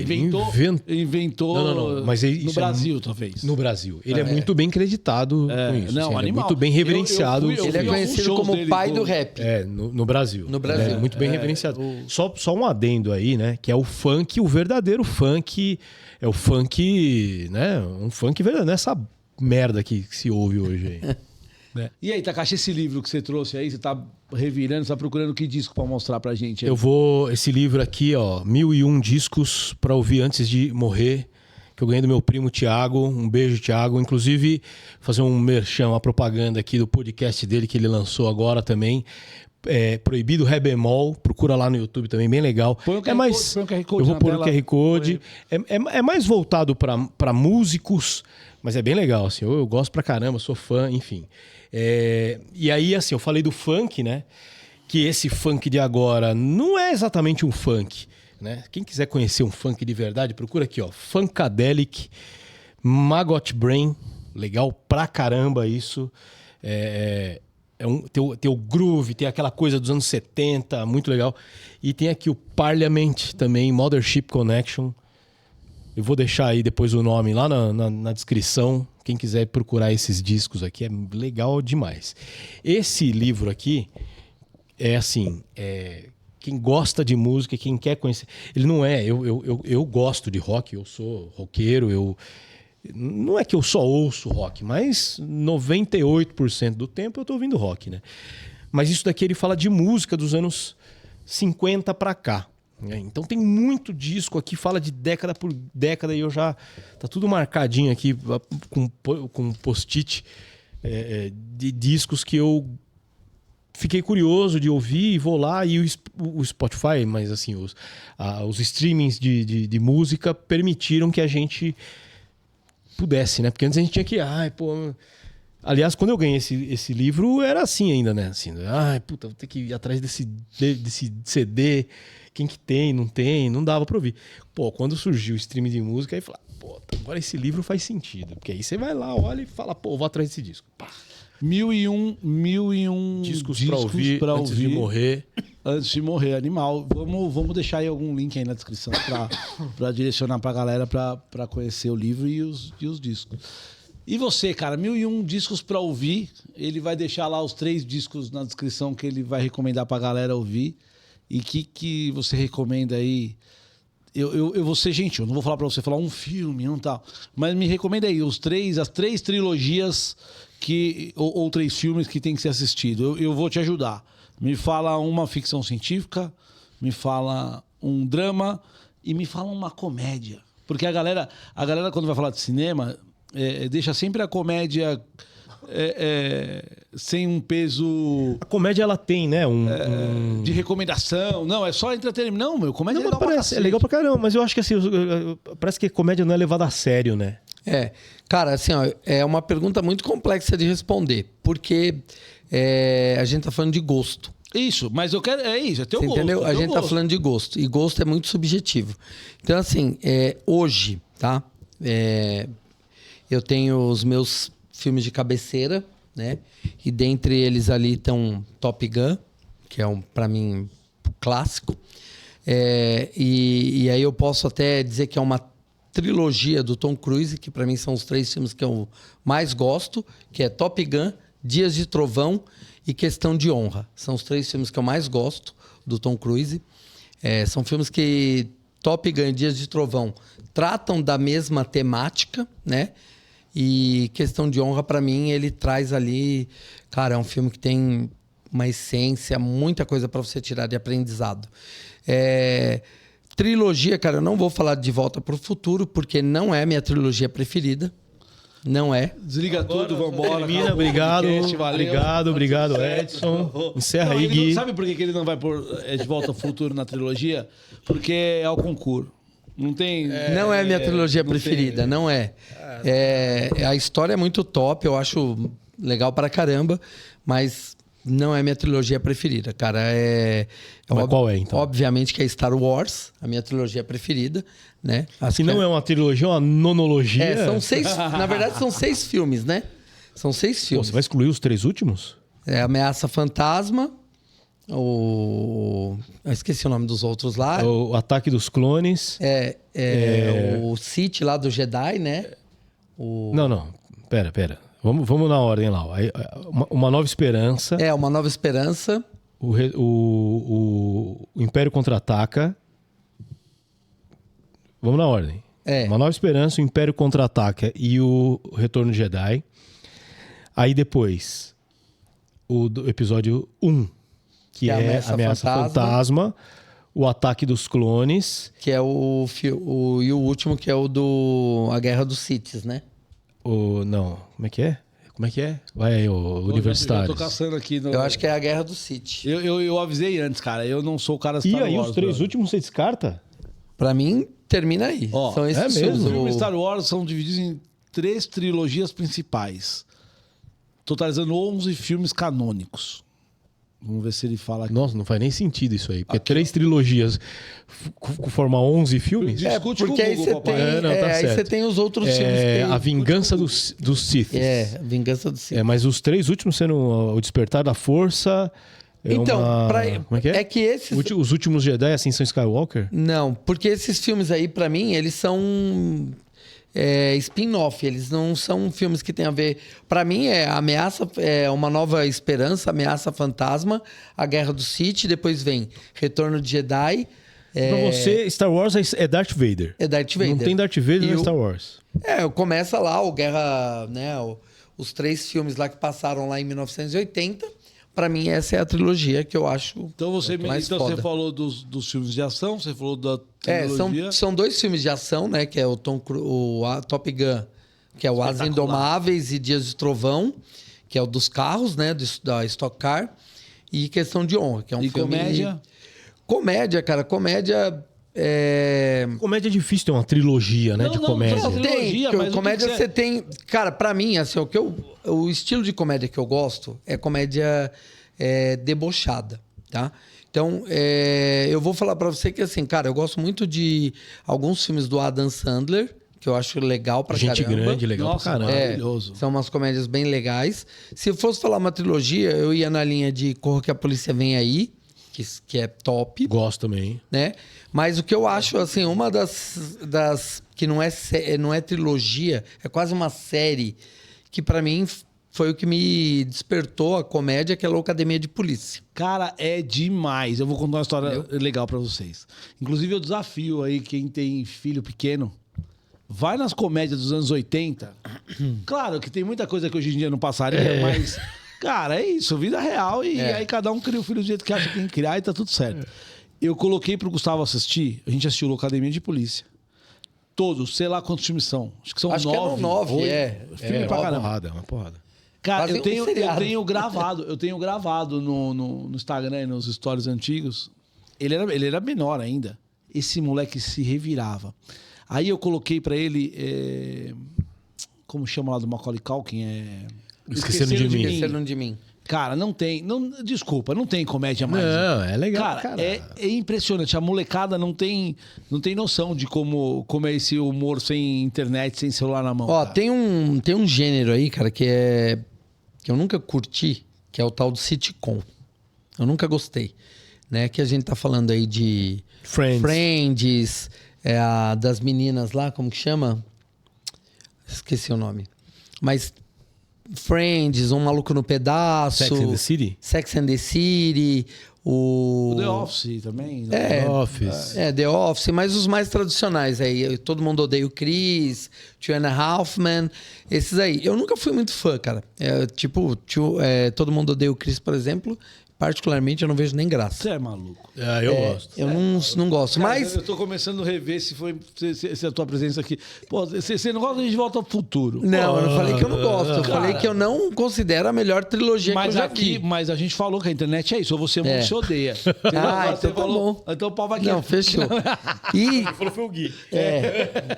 E eu, cara, fui apresentado a um seriado aí, desde que eu conheci a Silvia, é um sitcom que é The Big Bang Theory. Cara, eu fiquei apaixonado por esse seriado, por esse sitcom, que eu assisto 7.950 vezes e eu não enjoo. Você assistiu o spin-off, que é o Young Sheldon? Assisti Legal até pra caramba um também. pedaço também, Não, é muito bem legal. Inclusive, acho que foi a única vez que eu assisti uma série de comédia e que eu chorei. Que foi no final, acho que no penúltimo episódio. Não vou dar spoiler aí. Também foda-se, também já é um... Já tá há muito tempo no ar. Já tá há muito tempo. Que é no episódio que o pai dele morre. Pô, e você sabe que ele vai morrer. Não é um negócio assim que você... Não, você sabe. É falado que vai morrer e tal. Mas quando acontece, você fala, puta... É emocionante. E só muito pra legal. fechar essa questão de filme, eu gosto muito de filme que traz lição de superação. E aí eu gosto muito de animação. Tem pra mim, que é a minha animação de cabeceira, ela é recente, que é Viva a Vida é uma Festa. Ah, esse é maravilhoso. Esse aí eu saí do cinema soluçando de chorar. Muito bom mesmo. E, cara, eu demorei uns dias pra voltar ao normal, mas é um filme que mexe muito comigo. É assim. muito bom. Vai sair o 2, inclusive, no cinema. Ah, é? Não sabia. Vai sair o 2 muito agora legal. no cinema. É muito bom mesmo. Tem um outro E é muito muito legal bom. que também trata do invisível. Aí cada um deu o nome que dê. Soul. Soul. É muito bom também. Cara, é muito legal. Eu falo sobre o Soul numa das minhas palestras. É muito bom. Mas legal. é que o Viva a Vida é uma Festa, pega forte Ele é no forte. emocional. Né, cara? Aquele Pra molequinho... quem... E a avó. O Viva a Vida, ele trata, cara, uma coisa que pra muita gente é um calcanhar de Aquiles, que é o laços familiares, né? Tipo a história de você honrar a família, honrar a tradição e principalmente, cara, de você acreditar nos seus sonhos e você não desistir daquilo que você acredita. Eu falei aqui olhando pra você, não deve ter saído a voz, mas enfim. Não, saiu. Depois o editor que se lasque aí pra... Ô Gui, vamos... Deixa eu só... Posso eu falar das minhas trilogias também? Porque eu também tenho as minhas trilogias preferidas. Você só me falou pra chamar de música, mas... Vamos lá, qual que é a sua trilogia? Vamos tirar De Volta pro Futuro, que De Volta pro Futuro é... Não vale, é o concurso aí, né? Mas Matrix... Sem dúvida. Matrix foi... Boa trilogia. O primeiro filme foi um negócio assim, que foi uma revolução no cinema, né? Sim. Né? E aí, pra mim, que são os 3 melhores filmes já escritos que é o Poderoso Chefão. O Poderoso Chefão é um absurdo. Poderoso Chefão. Você sabe que tem um filme que é da época também, que é o Scarface. E ele é meio que... quando ele foi lançado, ele tinha... A ideia do roteiro original do Scarface era tentar achatar a história do Poderoso Chefão num único filme. Né? Então, não foi possível, mas é muito bom esse filme. É muito bom. Você também. Assistiu? O Scarface, não. Muito bom. Não. Muito bom. Muito bom. Mas vou assistir. Aliás, eu vou hoje ficar com a listinha aí de Pesado. me atualizar. Pesado. Então eu vou confessar, todo mundo. Meus amigos, sabe? Eu sou meio bunda mole. Não. Mas eu assim... não gosto de matança gratuita, sabe? Não, mas... É legal ver uns caras se arrebentando todos no filme. A minha esposa fala que eu gosto de filme que mostra a verdade, né? Eu gosto de filme que é baseado em fatos reais. Isso, né? Tipo... Eu gosto de Vingadores. Isso. Eu gosto, entendeu? Bem fatos reais. Homem-Formiga. Aliás, vocês assistiram o Superman novo? Não, eu ainda assisti. não. Cara, eu achei animal. Você curtiu? Eu gostei. Mas eu achei assim que eles... Puta, é difícil você falar que um filme de herói foi caricatura. Então... Sabe assim? Virou uma caricatura. Eles levaram muito pro gibi. mas foi isso que eu gostei. Mas eu achei legal também, porque eu sempre... Porque se você pegar... Isso que ele tá falando, não sou eu que sou meia boca. Mas eu acho que pro cinema, não sei se ficou legal. Eu tava lendo uns caras aí, especialistas, críticos e tal lá falar. A Marvel, ela tentou transformar heróis, filme de herói em filme de realidade, né? E foi muito bem sucedido. Maravilhoso. Mas, cara, todo formato cansa. Todo formato cansa. Tanto que a própria Marvel se lascou na segunda... Em vários filmes zoados e tal. E eu acho que a DC acertou muito, cara. Muito. Eu não sei o que vai acontecer aí no universo expandido que eles estão fazendo, mas como é o nome dele lá? Ele era... James Gunn. O James Gunn, cara. Eu acho que era animal. Da Marvel. Só de colocar o Superman com cueca por cima da calça, bicho, pra mim já foi... É verdade, porque aquilo é HQ puro. Não, Inclusive, eles mostram no começo do filme o Superman dos anos 50, porque esse Superman, ele é o Superman dos anos 50. E assim, uma coisa que eu gostei desse filme é que é um Superman que ele não é insuperável. Ele perde, ele tem fraqueza, ele começa o filme tomando um couro. Ele começa o filme tomando um pau. Aí trazendo para a essência da nossa conversa, e esse capítulo vai ser o mais comprido até agora, com certeza. Falando de criatividade, falando de referências, né? Eu achei a fotografia desse filme animal. Muito bom. Você não assistiu ainda, cara, e eu recomendo que você assista. Você pega você pega o Superman do Christopher Reeve. E se você pôr do lado com esse filme, cara, a fotografia é muito parecida. O Planeta Diário, só que tudo moderno. Então ficou aquele ar mesmo, sabe? Assim, de uma releitura mais moderna. Aquilo que a gente estava falando de você fazer uma continuação, um remake, sabe? Eu achei animal, achei que foi um acerto, cara. Foi uma releitura, né? Porque eles quase contaram a história de novo. Eles não contaram a história de novo, mas em vários flashes, assim, eles contaram. Né? Mas eu acho que... E aí, filme de herói é o filme que eu gosto pô, vejo tudo que tem pra ver. Filme de herói com início com história de início tem uma porrada. E ficou chato, cansativo por isso. Por isso que uma hora ninguém mais queria ver filme de herói. Então, quando o cara traz uma história nova, dando sequência... Pô, eu acho que foi um acertado. acertado. E quem teve essa sacada foi a Marvel. Claro. Né? Claro. Quando, por exemplo, com o Homem-Aranha, Claro. que chegou uma hora que eles pararam de contar a história do Homem-Aranha. É isso aí. Já contava o Homem-Aranha, sem ser o Peter Parker. Né? E tem uma galera, uns amigos que me sacaneiam e falam, pô, você...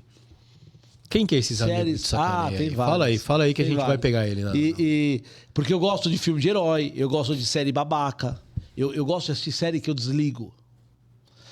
Eu falo que o Chaves do tempo moderno é o Brooklyn Nine-Nine. Cara, mas eu vou te dizer que o Chaves, eu adoro o Chaves, adorava. Puta, a gente cresceu assistindo Chaves. E aí agora tem, acho que na Netflix. E aí eu falei, pô... Na verdade, eu acho que tá em quase todos os streaming tem. Falei, Eu devo ser um dos únicos que não gosta de Chaves. Falei, cara, preciso assistir. Porra, legal. Eu meio bravo com você, cara. E aí eu comecei a assistir Chaves de novo. Mas aí você foi ver fora do SBT, com outra roupa. Chato, aí eu achei chato, cara. E aí eu parei de assistir pra não perder a magia. Pra não perder a magia. Ok, mas eu acho top. Mas, cara, Brooklyn Nine-Nine é quando eu quero desligar o cérebro pra dar aquela respirada, vir pra trás e olhar o todo, assim, é uma parada que eu tenho. Cara, eu não consigo assistir Brooklyn Nine-Nine. Mas é uma crítica técnica minha. E o Gui vai entender isso aí, Gui. Tem uma coisa que me irrita muito no Brooklyn Nine-Nine, que é o negócio deles ficarem fazendo um enquadramento assim, ó. E faz assim. Mas você que é chato. Ele é gravado na sequência... Puta que Ele é irrita cena aquilo, sequência, cara. igual o adolescente? Não é. Não, o adolescente é um negócio genial. Ele é toscão, Mas é assim, legal pra caramba. O cara não fixa a câmera aqui. Ele fica assim. Aí ele faz assim. Caraca, aquilo me irrita muito, cara. Nossa.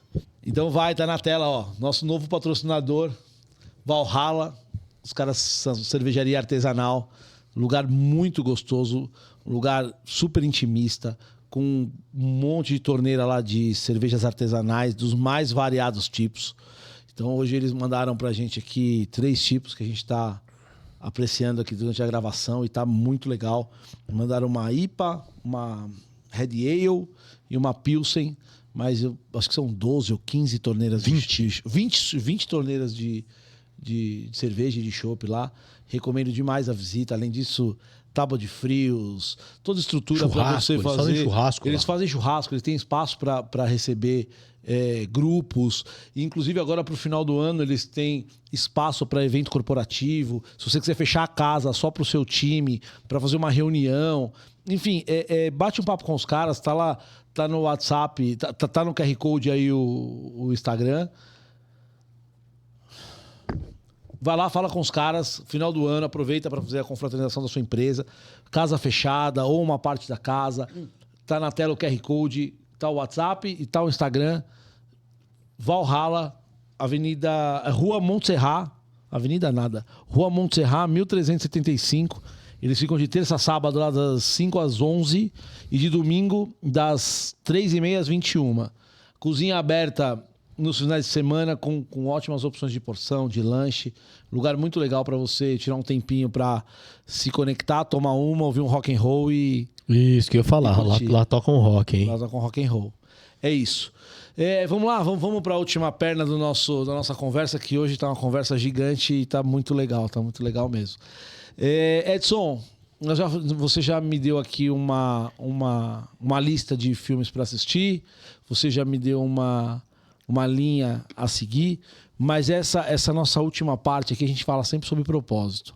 Eu brinco, eu falo que tudo isso aqui, tudo isso é só para esse último momento, né? A gente entender se o que a gente faz hoje no nosso dia a dia está se conectando com o nosso propósito, com o que a gente quer deixar de legado, né, cara? E quando a gente se conheceu, você me falou vários projetos, várias coisas que você faz, que você já fez, e eu me aproximei, senti uma atração por essa sua vontade de servir. E eu acho que essa é a tua versão que é mais visível para todo mundo. Hoje, quando você olha aí para todo esse movimento que você faz na rede social, para esse movimento que você faz aí divulgando suas palestras, fazendo essa correlação com o cinema, trazendo cases de grandes histórias aí que vieram filme, série e tudo mais, você acha que isso já está encaminhado? Você consegue enxergar uma correlação usando o seu vocabulário aí nesse caminho? E é esse aí o sentido mesmo que a gente... a leitura que eu faço é essa mesmo? Ou você tem um outro caminho a seguir? Cara, eu acho que é por aí. Quando a gente fala de propósito, né, cara? O propósito, ele tá sempre em construção. Porque você está afinando o seu propósito o tempo inteiro. Então, você tem a essência do que você imagina. Então, assim, eu durante 25 anos aí no mundo corporativo, eu ajudei muita gente invisível a virar visível, né? A ficar à vista, a crescer dentro de várias empresas que eu passei. E quando surgiu esse movimento aí para o digital, eu falei, poxa, por que não? E a história começou com a história do cinema. No começo eu só gravava filme, dica de filme. E daí foram aparecendo algumas pessoas na minha vida, no caminho, e essas pessoas foram refinando aquilo que eu já fazia. E a história da correlação, cara, ela saiu porque eu sou um cara mais disruptivo, eu tenho essa pegada do seja levado a sério sem ser sério. Eu não sou um cara que é focado tipo né? Eu gosto muito do real, da vida de verdade. E o digital, ele é uma vida que muitas vezes não é tão de verdade, né? Porque você não tira foto a sua mesa do café da manhã, não tá perfeita todo dia. Tem aquele dia que tá com a borra do café lá, mas você nunca vê essa borra na mesa de ninguém. A mesa de todo mundo tá limpa, brilhosa, o queijo maravilhoso, o pãozinho tostadinho, o café sem uma sujeirinha na xícara. Isso não é de verdade. Ninguém pinga o café na hora que vai pôr na xícara. Ninguém de roupa suja porque derramou o macarrão, a gordura da carne. E eu fui muito para essa linha. E quando eu vim trazer a correlação, é a história de você formar o infoentretenimento. A minha ideia ali não é falar de liderança. A minha ideia ali não é querer ensinar você a ser líder. Porque cada um tem a sua versão do que é líder. Porque só para fazer um adendo a isso, para mim, esse ditado do líder nasce pronto, isso aí para mim é balela. Liderança, ela tem um único e exclusivo fator na minha concepção. Você precisa gostar de gente. O resto, tudo é ensinável, porque o resto é técnica. Você gostou de gente? Acabou, velho. E a gente tem muito líder no mercado, na vida, que não gosta de pessoas. Então, para mim, esse é o único ponto. Então, se você quer liderar, se você é um empresário, não tem como você ser um empresário sem gostar de gente. Não faz o menor sentido. Para mim, na minha visão, tá? Então, quando eu vou fazer o diagnóstico, se eu percebo que o foco da pessoa ali, ela não gosta de pessoas, ela quer, tipo, o status da liderança, eu não consigo ajudar ela. Porque não tem como eu ensinar a gostar de pessoas. A pessoa quer o cargo, quer o salário, quer os benefícios, quer o salário, quer o status, mas não quer o time. Não quer gostar de... Ela até quer o time, mas ela não quer cuidar do time. Porque hoje em dia, o que as pessoas querem? As pessoas no time que produzem, que você dá um insight, a pessoa já sai fazendo. Ela não quer aquela pessoa que ela tem que ir lá, sentar do lado, ensinar uma, ensinar duas, ensinar três. Aí a pessoa não vai, você vai lá e ensina de novo. Não quer. Então, mas aí o teu papel, pelo que eu estou entendendo, e me corrija se eu estiver errado, o teu papel, você me disse que você pega na mão e vai andando com a pessoa. Então, dentro de um time, então você vai, seja a empresa que te leva para esse lugar, ou seja o próprio pessoa física que vai te procura. A pessoa vai te apresentar um quadro e vai dizer, pô, eu tô aqui estagnado na carreira, ou eu tô travado no projeto, e aí você vai galgando degraus para a pessoa ir destravando, né? Eu sendo honesto, eu não consigo julgar também, hoje no mundo que a gente vive com resultados cobrados todo dia, e resultado para mim não é grana, não é só dinheiro, né? A gente trabalha, eu trabalho com prestação de serviço. Então, a expectativa do meu cliente tem que ser atendida. Então, ele é o meu primeiro patrão. Então, muitas vezes, a gente mesmo com a vontade, com o desejo de formar equipe, de formar pessoas, a gente encontra com pessoas que você olha e fala, cara, essa pessoa não quer sair desse lugar. Não adianta o que você faça. E existe todo um buraco aí de uma geração que vive hipnotizada e vive no automático. Então, só para entender, o teu papel pode ser o teu trabalho pode ser contratado tanto pela empresa para levar para o time, como por uma pessoa que está procurando essa evolução. Exatamente. Em resumo, cara, o que eu faço? Eu identifico o momento. Porque assim, é muito subjetivo, né? Então, assim, quando a gente fala de pegar na mão, é o cara que eu identifico que ele tem o potencial. Tá? Eu identifiquei que o cara tem o potencial.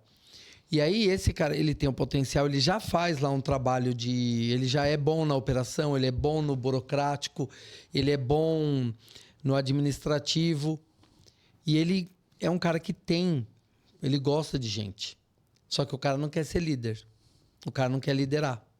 Por quê? Porque o cara tem a visão de que para você ser líder, você tem que trabalhar 12 horas, você não tem vida, você se mata, e nananã, e você tem que resolver problema de cliente. E, na verdade, o que eu faço? Eu pego esse cara, que ele já tem as qualidades ali, algumas qualidades, e eu trago esse cara para ele ser visível dentro da empresa. E muitas vezes o cara não sabe que ele tem qualidade. Eu vou lá e desperto essa qualidade na pessoa. Tem um exemplo clássico aí da última empresa que eu trabalhei, onde eu tinha uma das meninas no balcão, que ela era ótima vendedora e ninguém nem cogitava ela como líder. Hoje ela é gerente de uma das lojas aqui do Tatuapé. Então, assim, foi um trabalho de 1 ano que eu peguei na mão dessa menina, eu comecei a trabalhar com ela, eu pus ela para fazer entrevista comigo, eu pus ela para fazer o trabalho que eu fazia junto comigo. E aí fui mostrando para ela os caminhos, ela foi abraçando a oportunidade.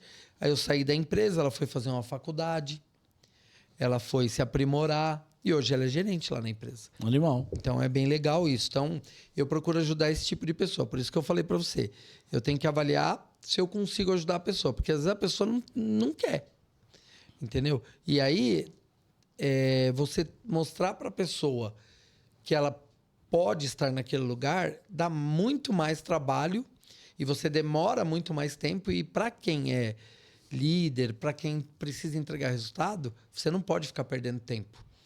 E eu acredito muito que, assim, quando você começa a pensar primeiro no resultado e não nas pessoas, você já perdeu o seu negócio ali. Cara, pensar nas pessoas, basicamente, é você entender o que a pessoa faz do lado de fora da empresa, do lado da empresa para fora. Não lá dentro da empresa. Porque a situação que a pessoa passa lá fora, às vezes, impacta lá dentro da empresa. Tem aquela coisa, sua vida pessoal não me interessa. Desde que, eu falava muito isso nas equipes que eu gerenciava. Sua vida pessoal não me interessa, desde que ela não impacte o meu resultado. Porque a hora que ela começa a impactar, ela me interessa. Então, se você está com um problema familiar, se você não tem onde deixar seu filho, se você está com um problema de grana, eu preciso saber. Porque senão eu não consigo te ajudar. E a pessoa em vez de virar uma pessoa que você pode ajudar, ela vira um estorvo. E aí você vai pegando o ranço e acaba mandando a pessoa embora. Então, eu ajudo as pessoas a entenderem qual é o propósito dela de vida. E é isso que eu tento fazer, entendeu? Porque quando você sabe qual é o seu propósito, o levantar de manhã ele fica mais simples. Você levanta com mais facilidade. Então, por quê? Porque você não vai lá para bater meta na empresa.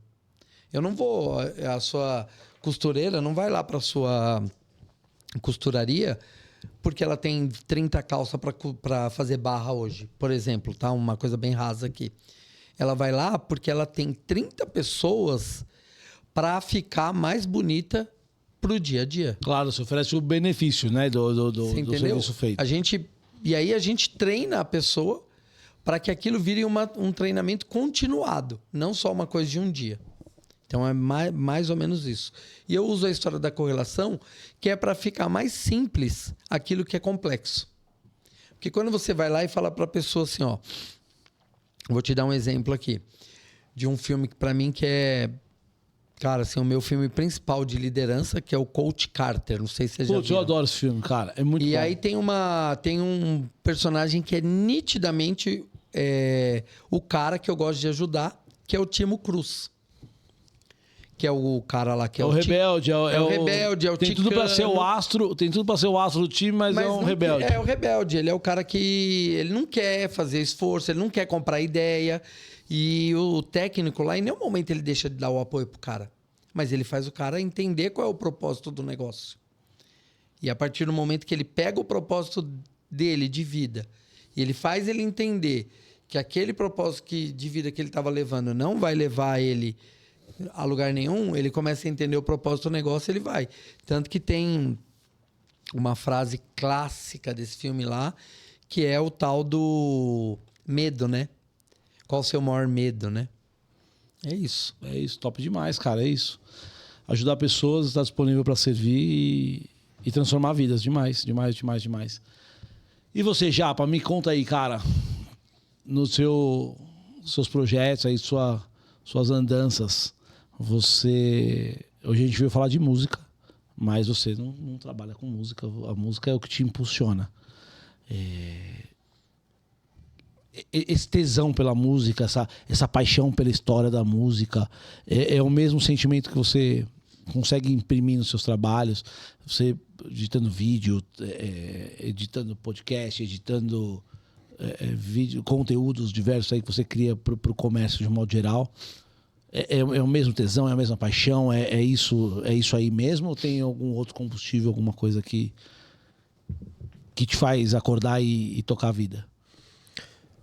Olha, a música é a música é a trilha sonora da vida, né?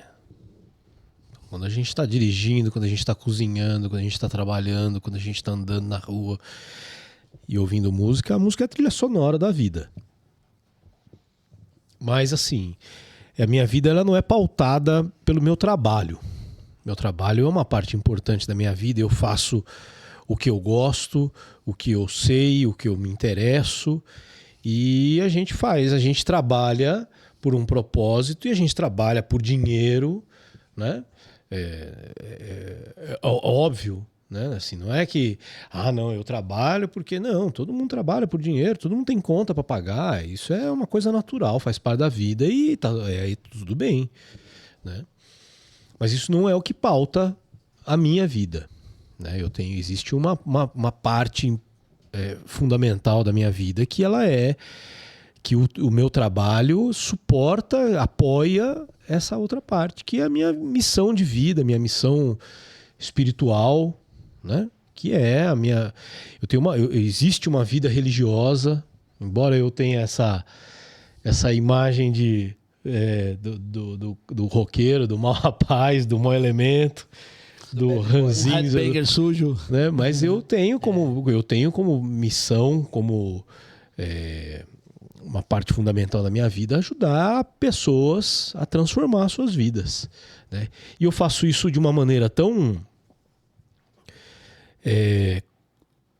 coadjuvante na vida da pessoa, colocando Deus em primeiro lugar e colocando a própria pessoa como o agente transformador da sua própria vida, né? Eu não me coloco como uma pessoa importante nesse papel, embora eu saiba da importância, né? Tanto é que poucas pessoas sabem dessa minha faceta, né? Acho que quem me conhece bem e quem me conhece desse meio sabe do que eu estou falando, mas acho que a maioria das pessoas, sobretudo do meio de trabalho, nem imagina. E muitas pessoas até se espantam quando nossa, é verdade, né? Então, assim, eu acho que a música, e eu levo a música nesse ponto também, né? O Hugo, ele iniciou esse papo dizendo que a música forma caráter. E isso é verdade. Por quê? Porque a música, as palavras, elas contêm uma energia muito mais profunda do que só o significado daquela palavra. Ela contém uma energia espiritual, uma energia que molda o ambiente em que ela é pronunciada. Então, se você ouve uma música que contém palavras carregadas de ódio ou de profanação, ela inunda o ambiente com aquele sentimento. É lógico que em muitos momentos aquele aquele verso, aquela palavra, o sentido daquela música, ela tem um significado. Vamos levar isso pro punk. O punk é uma música, a maioria, né? Os punks são músicas de protesto, para protestar contra a pobreza, contra governo, contra sistemas, né? O Legião Urbana surgiu de uma banda punk, né? Sim. Legião Urbana, ela era do Aborto Elétrico, né? Foi a Legião Urbana e o Capital Inicial foram derivadas do Aborto Elétrico, que era uma banda punk, né?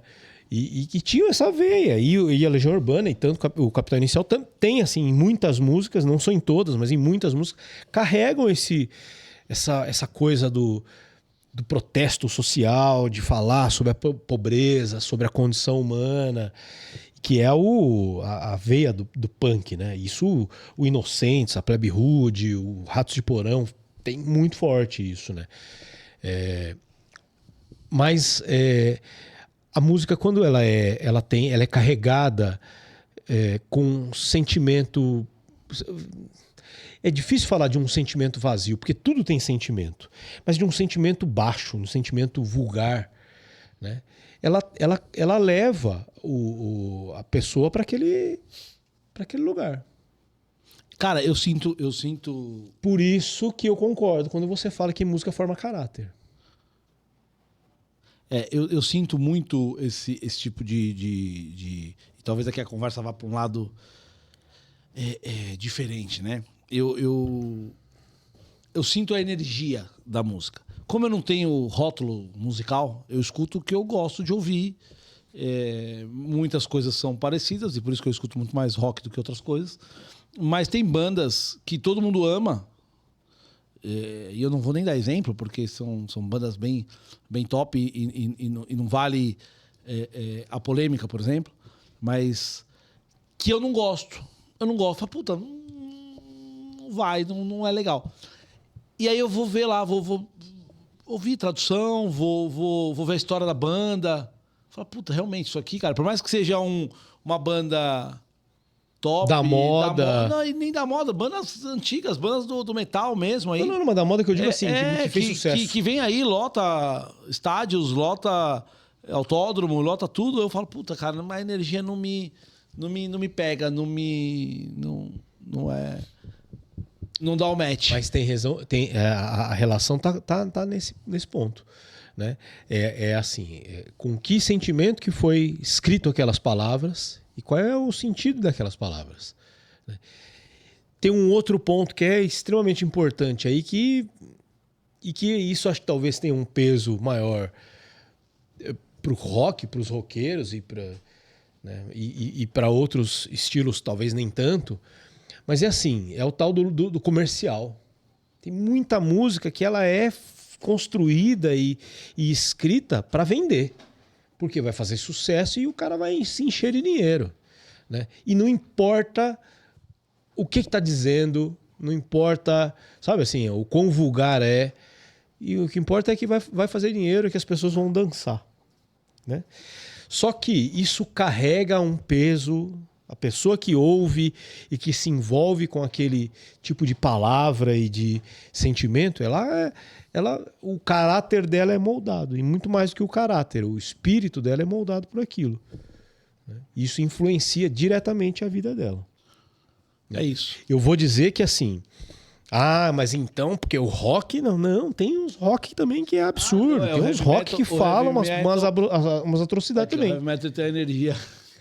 O Iron Maiden, ele fala muito de história. Se pegar as letras do Iron Maiden, ele fala muito de história. Guerras e batalhas. Fala de história. É louco. Mas tem umas bandas que falam umas groselhas também, né? E assim, embora eu aprecie o estilo de som, putz, eu não consigo ouvir muito, sabe assim? Porque eu não sei, eu acho que é esse lance da energia da música, da letra, não me agrega e eu não consigo.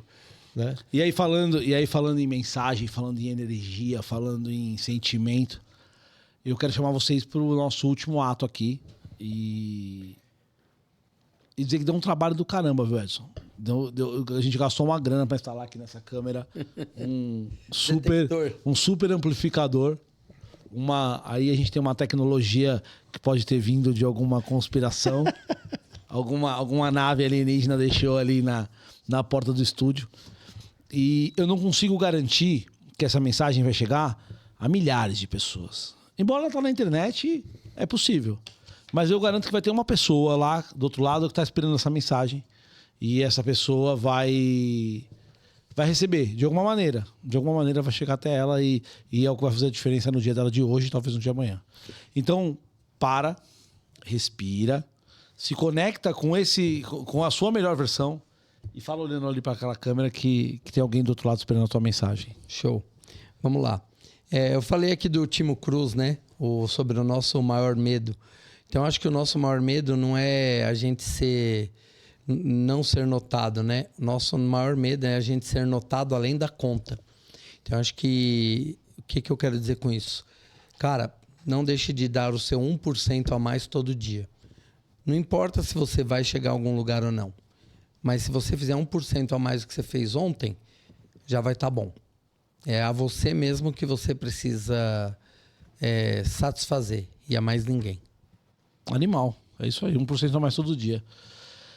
É a chavinha que você vira um pouquinho para mudar a direção do barco lá no final, né? Aquela uma jogadinha pro lado. Animal, é isso aí. E aí, Taka, sabe como funciona aqui o esquema já ou não? Eu já ouvi falar. Então. Já vi algumas vezes. Então, meu brother, respira, se conecta com a sua melhor versão. E fala lá que tem alguém querendo ouvir o Takashi, o Cristiano Takashi. Hoje eu vim aqui para falar de música. Eu espero que eu tenha oportunidade para voltar aqui para falar de outras coisas também, além da música, né? Mas assim, a música realmente forma caráter. Então escolha bem o que você ouve no seu dia a dia, né? Quando você quer sair para se divertir, que você quer dançar, que você quer... Beleza, acho que todo mundo tem um momento de descabelar. E ok, tudo bem, né? Mas no seu dia a dia, escolha. Tem ali um momento de curadoria para escolher o que você está ouvindo, né? Escolha mensagens que te façam bem. E se o Hugo, vou até me contradizer aqui para dar o braço a torcer ao Hugo, mas permita ouvir um novo. Mas o novo não é a novidade, é o novo. O novo às vezes é o antigo, não é o que saiu agora. O novo é o que você não conhece. O novo é o que você não conhece, né? Então aqui, vamos escolher aqui mais uma da Bíblia da música, né? Esse disco aqui eu sempre deixo marcado aqui, tem vários post-its aqui selecionados, mas esse aqui é um disco que eu sempre ouço ele, que ele é muito inspirador, que é do Bob Dylan, né? The Free Willing Bob Dylan. Eu vou deixar tudo os links e os nomes desses discos aqui para quem quiser ouvir, mas esse disco aqui é um disco que vale a pena prestar atenção nele, né? Experimente. É isso aí. Então, resumindo, viva o novo, 1% melhor todo dia, é isso? É isso aí. É isso. Sejam homens do presente. Fala pra lá, não pra mim. Tô falando pra você porque, né, mas sejam homens do presente. É isso aí. Bom, é isso, cara. Obrigado pela confiança. Obrigado Eu que agradeço aí a oportunidade. por estarem aqui.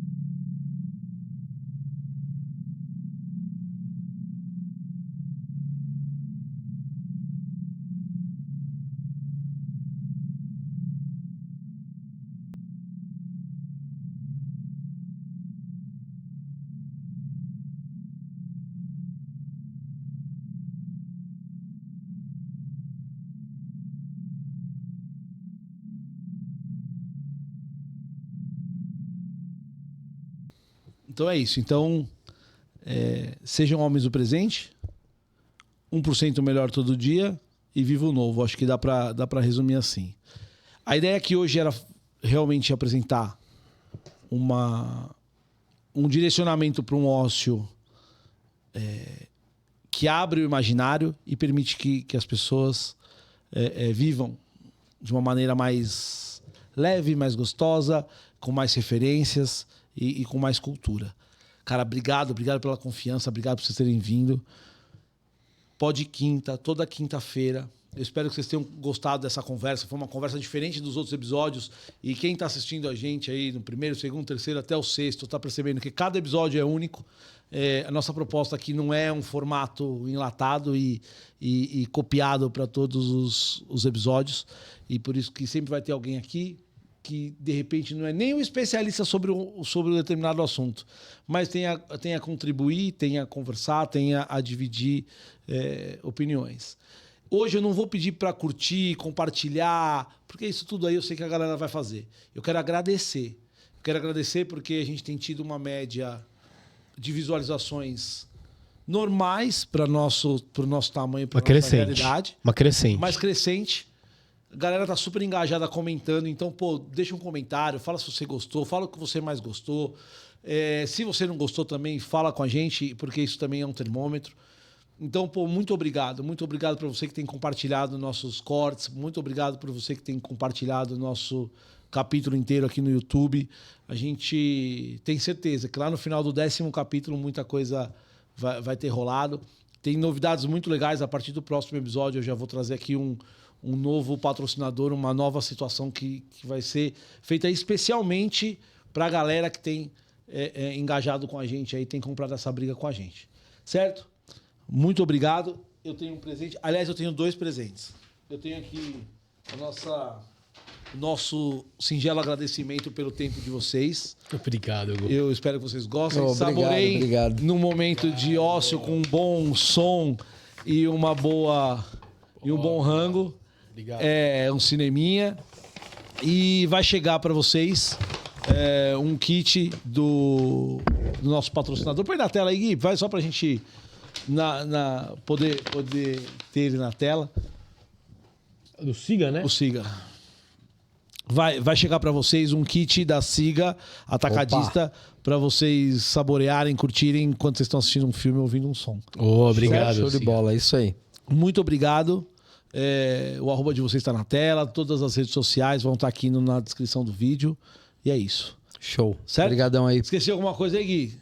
Tudo certo? Podemos finalizar? Valeu, muito obrigado. Pode quinta, curte, compartilha, manda pros amigos, tamo junto. Valeu, até quinta-feira que vem. Valeu.